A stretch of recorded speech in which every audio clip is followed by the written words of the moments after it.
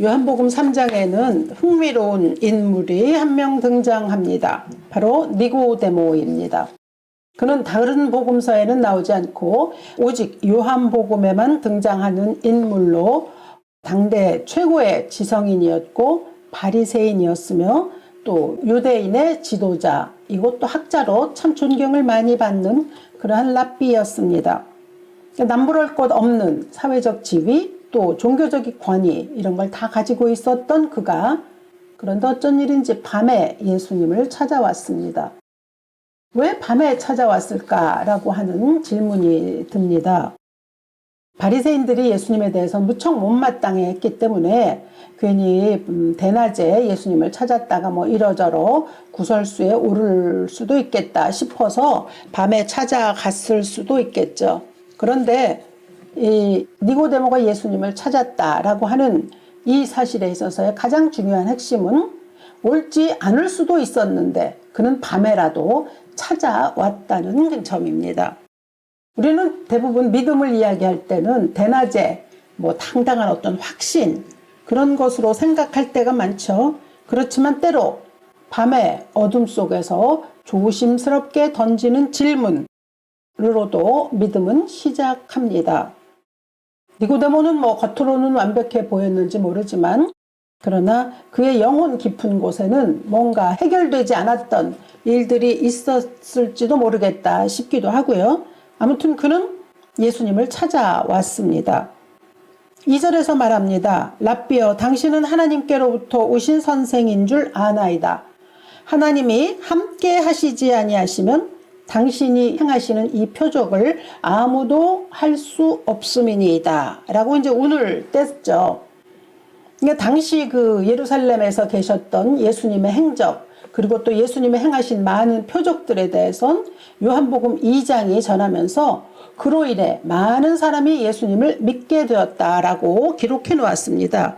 그것으로 본다면 니고데모 역시 표적에 대해서 좀 관심이 있었을 수도 있겠다 싶기도 한 거죠. 표적에 대한 이야기를 꺼냈으니까요. 그런데 그가 이야기한 것에 대해서 예수님은 전혀 의외의 대답을 해주셨습니다. 그것이 바로 3절이죠. 진실로 진실로 내게 이르노니 사람이 거듭나지 아니하면 하나님의 나라를 볼 수 없느니라. 그러니까 니고데모로서는 전혀 예상하지 못했던 대답일 수도 있습니다. 그리고 무엇보다도 그는 거듭남이라는 게 무엇을 뜻하는지 전혀 알지 못했습니다. 거듭나지 않으면 하나님의 나라를 볼 수 없다. 즉 거듭나야만 하나님의 나라를 볼 수 있다고 하신 거거든요. 물론 하나님의 나라는 니고데모에게는 너무너무 익숙한 단어입니다. 그들 이스라엘 사람들, 특별히 뭐 바리새인들에게 있어서 하나님의 나라는 자신들에게 주어진 또 자신 이스라엘이라고 하는 민족의 혈통 속에 주어진 나라, 그게 하나님 나라인 것이죠. 그러니까 누구보다도 그 하나님의 나라는 우리가 가지고 있고 우리가 허락받았고 또 하나님을 잘 안다고 자부했었을 것이 틀림없습니다. 그럼에도 불구하고 거듭남은 무슨 뜻인지를 몰랐다는 거죠. 그래서 이제 이어지는 엉뚱한 그의 질문이 또 나오지 않습니까? 그러니까 거듭남이란 지식이나 또 아니면 율법이나 이런 것으로 알 수 있는 것은 아니다라는 점이죠. 본디 사람은 3차원의 세계에 살고 있습니다. 그래서 눈으로 보고 만지는 것, 그것으로 만물을 이해하고 지식을 습득하죠. 그리고 세상에는 무엇보다 보는 것이 믿는 것이다, 뭐 이런 말도 있지 않습니까? 그러나 과연 보는 것이 믿는 것이 아니라는 것은 조금만 세상을 살아보면 우리가 다 알 수 있는 거죠. 신앙이라고 하는 것은 그런 3차원의 지식을 습득하는 것으로서 주어지지 않습니다. 하늘로부터 내려오는 영적인 세계, 그 세계에 눈을 뜨는 사건이 신앙이라고 하는 거죠. 거듭남도 마찬가지입니다. 그러니까 그런 까닭에 하늘로부터 새롭게 태어난다라고 하는 그 말을 알아들어야 하는 거죠. 그러니까 거듭남이다라고 할 때는 그건 신앙생활을 오래 했다고 해서 생기는 것도 아니고요. 또 직분이 있다고 해서 거듭남이 무엇인지를 다 안다고 이해한다고 말하기도 뭐 쉽지 않습니다. 여기서 하늘나라를 볼 수 있다 할 때 본다는 게 눈으로 보는 거 아닌 것 우리 다 알고 있지 않습니까? 그렇습니다. 거듭남에 대해서 예수님은 이어서 설명을 하시되 거듭남을 바람이라고 말씀하십니다. 8절을 읽어보면 바람이 임의로 불매 내가 그 소리는 들어도 어디서 와서 어디로 가는지 알지 못하나니 성령으로 난 사람도 다 그러하니라. 바람이 눈에 보이지는 않습니다. 그리고 또 잡을 수도 없죠. 근데 바람을 볼 수 있거나 뭐 잡을 수는 없지만 나뭇잎이 흔들리는 것을 보고 우리는 바람이 분다는 것을 압니다. 그러니까 거듭남이 그렇다는 거죠. 그러니까 눈으로 확인될 수 있는 것도 아니고 뭐 어떤 시험지로 측정될 수 있는 것도 아니고 그리고 또 어떤 공식에 맞추어서 점검될 수 있는 그런 종류의 것이 아니라는 말씀입니다. 그런데도 사실 성도들은 자신이 거듭났다라고 하는 것을 어떤 눈에 보이는 현상으로 증명하고자 하는 시도를 꽤 많이 합니다. 가끔씩 교회에서 언제 거듭났느냐, 당신이 거듭난 시간을 아느냐, 뭐 이렇게 묻는 질문들이 있죠. 또 거듭난 체험이 구체적으로 있느냐 이렇게 물어보기도 하고요. 좀 더 또 어떤 분들은 울면서 회개한 뭐 이런 일들이 있었느냐를 가지고 거듭남을 논하는 경우가 많이 있습니다. 그래서 처음 교회를 왔거나 아니면 이제 믿음을 시작한 사람들의 경우에 눈물을 뭐 흘리면서 회개가 없었다든지 아니면 뭐 또 특별한 어떤 극적인 변화가 없었다든지 그러면 그럼 나는 거듭난 것이 아닌가라고 하는 그런 불안을 가지게 되기도 하죠. 예, 그렇습니다. 그러니까 내가 거듭났다라고 하는 것이 꼭 어떤 증거가 있어야 된다라고 하는데 매이기 시작하는 거죠. 물론 체험도 필요하고요. 또 우리가 거듭남의 증거가 우리 자신이 또 확신할 수 있는 이런 것도 중요하죠. 그리고 무엇보다 삶의 열매도 중요합니다. 그렇지만 예수님은 그 거듭남을 어떤 중요한 사건으로 설명하지 않으셨다. 그렇죠? 그렇게 말씀하시지 않았습니까? 바람으로 비유하셨잖아요. 그러니까 그것을 우리가 좀 새겨봐야 하는 것이죠. 처음에 교회 나오신 분들 뿐만 아니라 꽤 오래 믿어서 나 자신은 거듭남이 분명하다고 확신하는 분들, 아마 지금 오늘 뭐 설교를 들으시는 분들도 그렇게 생각하실 겁니다. 난 거듭난 게 확실한데요 라고 생각하실 수도 있는데, 근데 그렇다 하더라도 가끔씩 믿음이 흔들리실 때가 있어요. 예를 들자면 분명히 난 거듭난 그리스도인임에도 불구하고 어떤 때 그 확신이 흔들릴 때가 있다는 거죠. 난 구원받은 사람이 맞나? 내 지금 믿음이 진짜 진정한 믿음인가? 진실한 믿음인가? 나는 지금 잘 믿고 있는가? 라고 하는 그런 의심이 들 때가 있다는 거죠. 말씀도 가까이 하고 은혜도 받았다고 고백을 하는데도 불구하고 내 삶은 여전히 그냥 제자리인 것 같은 이런 생각이 들 때, 그게 거듭남을 확신하는 사람들에게도 종종 주어진다라고 하는 거죠. 그래서 많은 분들이 뭐 처음 나온 분들이나 아니면 아주 오래된 거듭남의 확신을 가지고 있는 분들이나 교회에 이제 열심히 봉사하는 것으로서 내 거듭남의 열매를 삼으려고 하는 시도를 합니다. 물론 열매는 굉장히 중요한 그리스도인의 핵심 과제이기는 합니다만, 그러나 열매를 막 내가 어떻게든 만들어서 나를 증명하고자 하면 믿음이 왜곡될 수밖에 없습니다. 그러니까 그렇게 왜곡된 믿음은 결국은 행위 중심으로 흐르게 되죠. 그래서 내가 막 열심을 내고 막 뭔가를 열심히 해내고 있으면 나는 거듭난 사람이야. 나는 정말 믿음의 사람이야. 그리고 스스로에게 안심을 부여하죠. 그리고 또 감정 중심이 되는 사람은 매번 뜨거워야 돼요. 예. 매번 뜨거워야만 내가 참 믿음의 소유자처럼 살고 있다라고 이렇게 또 자기 자신을 확인을 하는 거죠. 그리고 그러지 않으면 내가 믿음이 식었어 라고 또 이렇게 판단하기도 한단 말입니다. 근데 또 이런 믿음의 왜곡은 본인에게만 그렇게 하는 게 아니라 자꾸 타인과 비교하게 되는 거죠. 그리고 또 남들이 그렇게 하는 것 같지 않아 보일 땐 또 판단하게도 되는 이러한 왜곡들이 일어납니다. 그러니까 교회에서 우리가 이 거듭남에 대한 문제에 대해서 좀 조심해야 할 것이 있다면 체험의 강도로 거듭남을 바라볼 수 있으면 안 된다는 거죠. 체험이 아니라 방향입니다. 방향의 변화. 그러니까 얼마나 커다란 경험이 있었느냐가 아니라 그 방향이 지금 빛을 향해서 가고 있느냐, 그것으로 우리가 볼 수 있어야 하는 거죠. 예수께서 말씀하실 때 거듭남이 바람처럼 자유롭게 역사하시는 성령의 일이라고 말씀하시지 않았습니까? 그러니까 성령을 따라 행하는 그 방향인 거죠. 우리가 바람을 불어올 수 있도록 만드는 사람은 아니잖아요. 그러나 불어올 때, 바람이 우리에게 불어올 때 그거를 느낄 수는 있는 사람이지 않습니까? 성령의 역사도 마찬가지인 거예요. 우리가 만들어내는 것이 아니죠. 하나님이 시작하시는 일입니다. 그래서 거듭남이라는 건 내가 증명하려고 하는 것이 아니라 그냥 하나님이 이루시는 거죠. 바람개비를 들고 서 있다고 한번 가정해 봅니다. 바람개비를 돌리는 방법은 두 가지죠. 하나는 바람개비를 내가 들고 그냥 정말 숨이 차도록 달리면, 그러면 바람개비는 돌아갑니다. 그러나 내가 멈추면 바람개비도 멈추죠. 이것이 증명하려는 신앙이라고 할 수 있습니다. 내 열심, 내 노력으로, 내 거듭남의 증거, 거듭남 믿음으로 하나님의 자녀라고 하는 증거를 만들어내려는 몸부림, 바로 이런 것이죠. 그러나 바람개비를 돌리는 또 다른 방법은 나는 그냥 가만히 서서 바람이 불어오기를 기다리는 거죠. 바람이 불면 그냥 나는 가만히 있어도 바람개비는 막 돌아갑니다. 여러분 아마 거의가 다 경험해 보셨지 않겠습니까? 거듭남이란 바로 이런 거죠. 내가 만들어내는 사건이 아니라 하나님이 시작하시는 일이죠. 우리가 바람을 불어오게 할 수는 없지만 바람이 불어올 때 그것을 느끼고 그 앞에 서 있을 수는 있는 것이죠. 그런데 니고데모의 경우를 보자면 그는 바람이 불었다고 해서 반드시 뭐 그렇게 커다란 지각 변동이 일어난 것은 아닌 것으로 보입니다.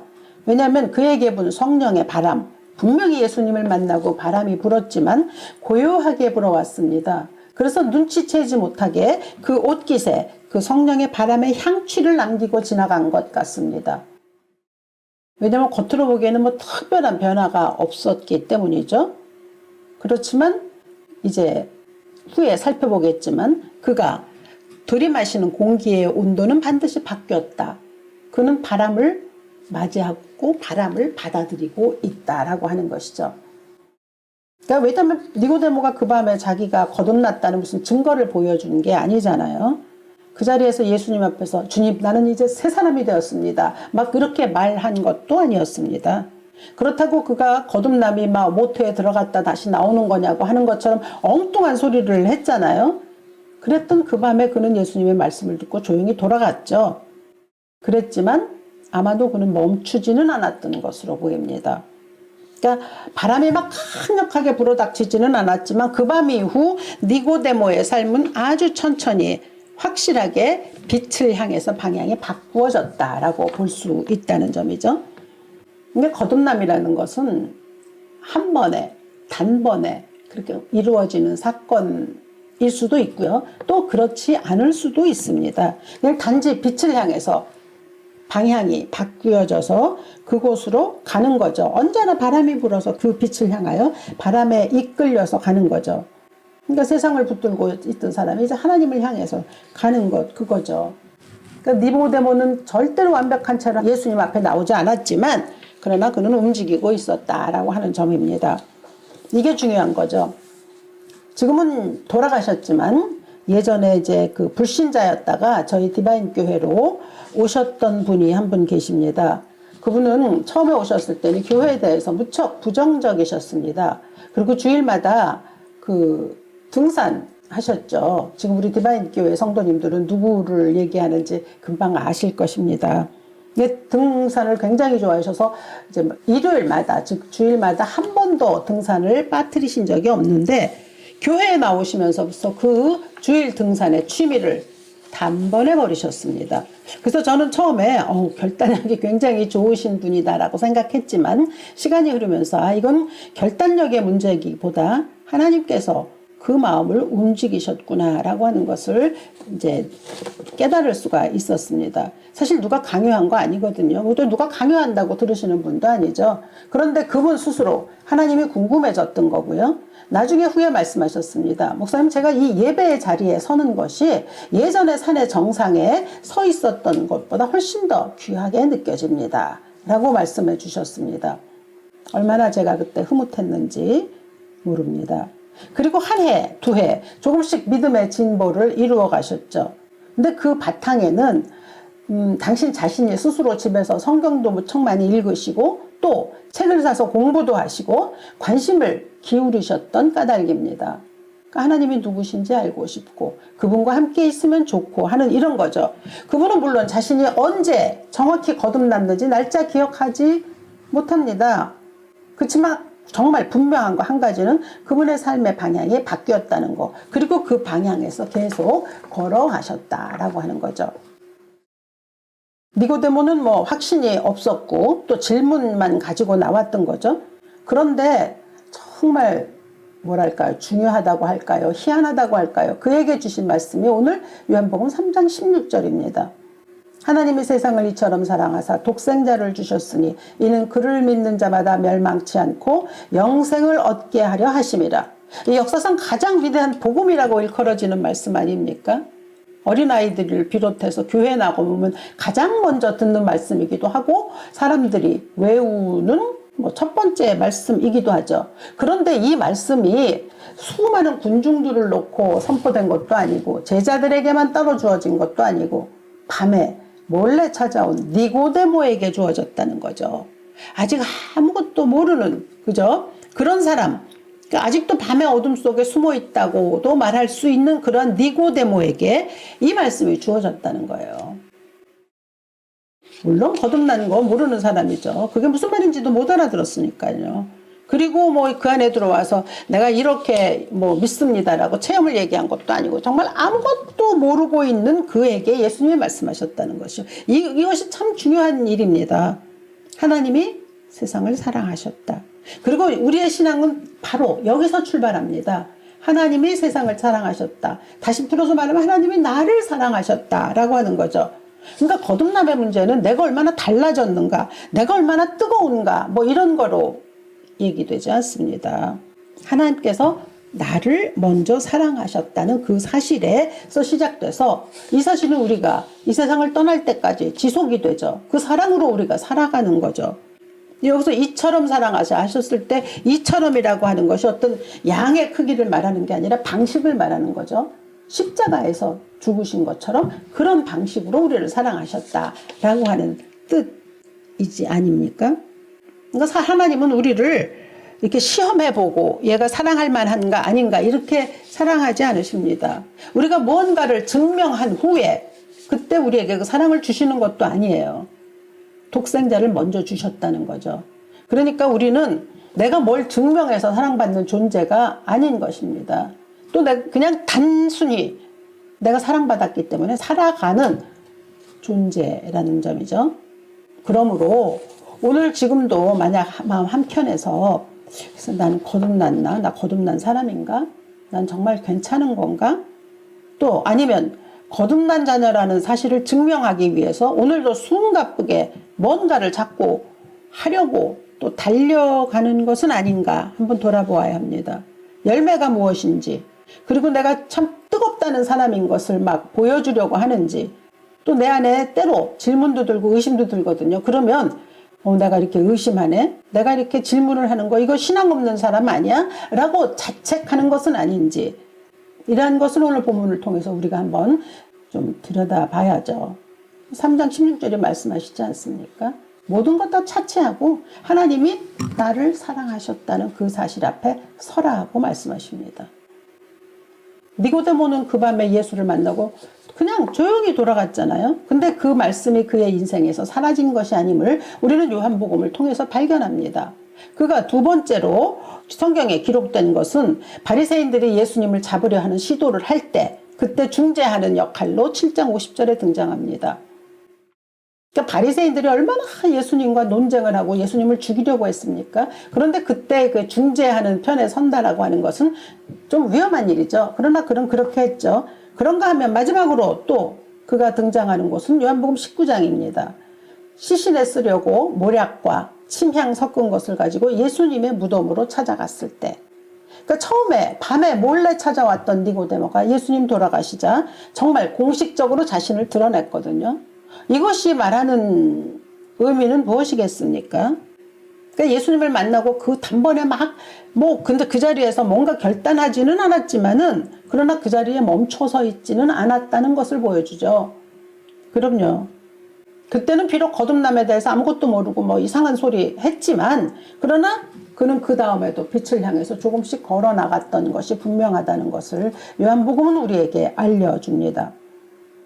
그러니까 예수께서 요한복음 3장 16절 그 말씀을 막 기다리면서 막 갈망하면서 믿음으로 막 살아가는 자들에게 주시지 않았다는 것을 한번 생각해 보아야 합니다. 질문만 가득한 그 니고데모에게, 아직도 밤의 어둠 속에서 막 뭐랄까 소극적으로 주저하고 있는 그에게 하나님이 당신을 사랑하십니다라고 하는 답을 먼저 주셨습니다.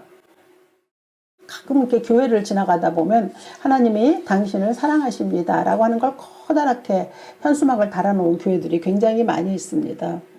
근데 그럴 때마다 생각합니다. 저 말씀이 그게 핵심이거든요. 하나님이 나를 사랑한다는 것이 핵심인데, 얼마나 많은 사람들이 저 말씀이 핵심인 것을 알고 참 저 말씀에 아멘 하는가. 오늘도 또 저 말씀 내가 맨날 보는 거라고 해서 그냥 쉽게 지나치는 것은 아닌가라고 하는 그런 높아심도 좀 있습니다.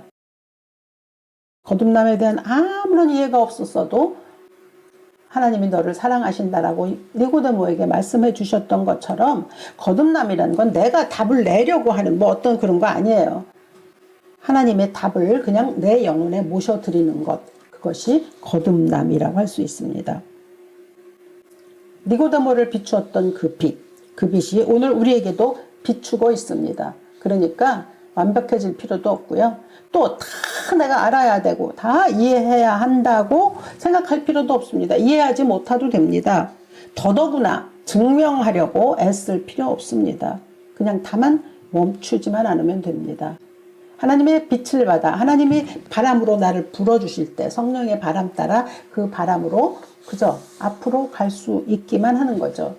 하나님이 세상을 이처럼 사랑하사 독생자를 주셨으니, 그렇죠? 이는 누구든지 그를 믿는 자마다 멸망치 않고 영생을 얻게 하려 함이라 라고 하는 이 소식, 이 말씀 앞에 우리의 영혼을 맡기면 된다는 거죠.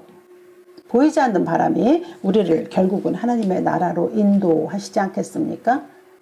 이러한 은혜가 정말 우리 모두에게 가득할 수 있기를 이 아침 주 예수의 이름으로 축원합니다.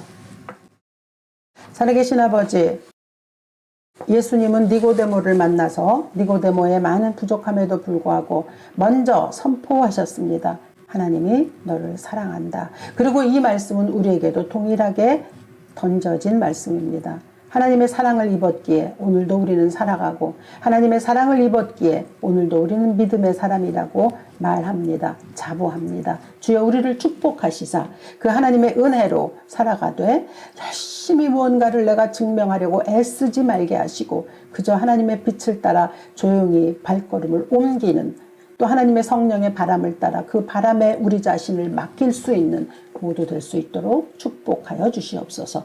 주 예수 그리스도 귀하신 이름으로 기도합니다. 아멘.